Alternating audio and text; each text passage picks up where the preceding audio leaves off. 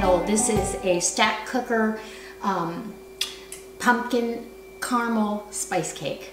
What? That's a mouthful. Does that sound delicious? And it's fall. It's time for this kind of stuff. So you get a spice cake mix of your choice, or if you make yours from scratch, you can go ahead and do that. This one called for 3 eggs. I'm only going to use 2 because of a can of pumpkin, and this is pumpkin puree. No pumpkin pie spice or any of that in there. It's not a pie filling. It's just the puree. And this is a 15-ounce can of that. And then you want, because it doesn't have any, you know, not much flavor, I want half a teaspoon of apple pie spice just to kick it up a notch. And, oh, you're gonna love this. Orange juice, and I'm only gonna use a little bit. You can eyeball it because the batter's pretty dry. So I would say that's about 2 tablespoons maybe, and if I feel like I need some more, I'll add it. And then if it wasn't decadent enough, we're gonna add caramel right to the inside of this cake. And this is a caramel dip. You can get this in the produce section of your grocery store. And I'm gonna use, this container is 16.5 ounces. I'm probably gonna use a third of it, and I'm just eyeballing it. You don't need the whole thing. You might want the whole thing, but we need to save some of this for later, right? So, and I did get the light version. This is 75% less fat than the regular one. So it's a light version. I guess we're being as healthy as we can, right? Okay, I'll scrape this off so I can get this all stirred up, and you're just gonna stir this up, and then we're gonna get it in there. It literally is gonna take under 11 minutes. I'm gonna put it in for 10 and we'll check it. I did find that it needs at least 9-10 minutes. There's lots of recipes out there for this, but I thought this was really a fun way to share the fall. I love spice cake anyway, and I love pumpkin this time of year, so we're gonna have pumpkin caramel spice cake. So you just get this incorporated. You can use a mixer, but I don't feel like I need to dirty another tool. And as soon as I get this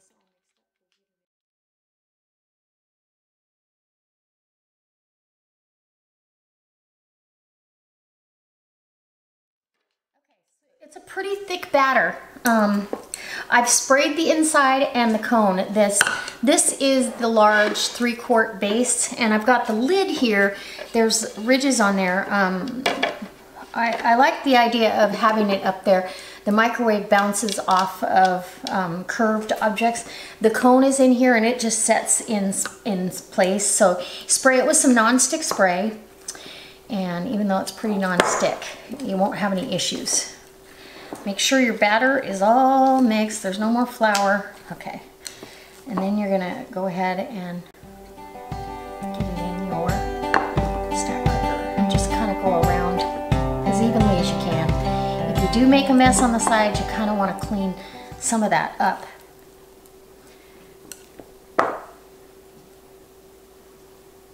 And here we go. I love the smell of pumpkin. This is going to be such a great cake. So good. So good. And the family doesn't know that I'm bringing cake for dessert. So it's going to be a nice surprise for everybody. Ooh, okay. And you think, oh, that's not enough batter, but just like in the oven, your cake is going to rise to the occasion. Okay, my mouth's watering, and I like the addition of the orange juice because it does add a little bit, a hint of flavor, and you could use water, but with clean hands, get your spatula cleaned off.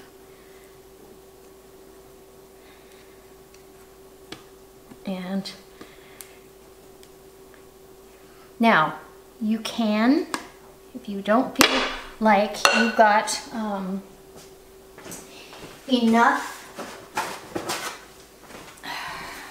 of a level look to it, I would wipe off any excess on the sides because it'll cook on the side there, and kind of it can actually burn if you're not careful. So you can actually take this and tap it on the counter to level it. I'm not that worried about it because it's a homemade cake.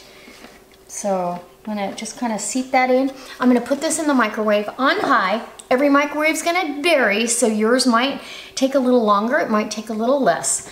I'm gonna put it on high for 10 minutes, and we'll be back with a beautiful cake to dress up for dinner. Okay, so the cake is done, and I'm just gonna get it off the lid here. Look at how beautiful, and I don't know if you can see that, but it's pulled away from the edges. I have found that if it's not going to be all the way done, it's right close to the cone. So I always stick a toothpick down and check. So I'm going to take my plate, and we're going to invert this over to the plate, and then we'll, oop, and it just popped over just like that. Hopefully it's centered. If not, we're going to have, no, not centered. Ooh, look at it. So we just kind of give that a little wiggle, and out it comes. It's completely cooked. Nice, huh? I'm gonna center this a little. It's get this up on the plate, just like that. Just like that. And now, while it's still hot, I'm gonna go ahead and put my icing on. And guess what? It's caramel. Oh, it's that caramel topping. And you can use, you could use ice cream topping. I couldn't find any though. This is the caramel dip you get in the produce section. So it works just like the ice cream topping. It's whatever you can find. Or you can make your own caramel sauce. We can do that too. If you need a video on how to do that, let me know, and I'll see if I can't put one together for you. I just wanted this to be as quick and easy as possible. So there we go. Now I normally would top this with some pecans, and I might top half of it, but I can't do the whole thing because my daughter does not care for nuts at all, and she would not enjoy that. So there it is. Okay, and we are fully dressed. It's beautiful. Okay, let's get some nuts on there. And look how pretty that is. And in 10 minutes. So in less than 15 minutes, because it only took less than 5 minutes to put it together, in less than 15 minutes you have a beautiful homemade cake to go to any party. If you've got company coming over at the last minute, you've got dessert. All right, so let me get the nuts and I'll be right back.